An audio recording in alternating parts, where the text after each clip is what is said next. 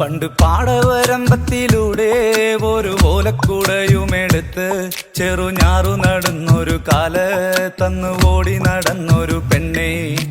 കയ്യിൽ കരിവളയിട്ട് കണ്ണിൽ കൺമഷി കൊണ്ടുവരച്ച് പിന്നെ വാർമോടിയൊക്കെ വിരിച്ച് നല്ല ചേലുള്ള പാവാടയിട്ട് ആ തോട്ടോരത്തുള്ളൊരു കൈതോലക്കൂട്ടത്തിനോരത്തു നിൽക്കണ ഒരാൽമരത്തിൻ ചോട്ടിലിരിക്കണ ദേവിക്കു ചാർത്തുവാൻ പൂവുകൾ കൊണ്ടുപോയോ പെണ്ണെ, പൂവുകൾ കൊണ്ടുപോയോ. പണ്ട് പാടവരമ്പത്തിലൂടെ ഒരു ഓലക്കുടയുമെടുത്ത് ചെറുഞാറു നടന്നൊരു കാല് തന്നു ഓടി നടന്നൊരു പെണ്ണെ.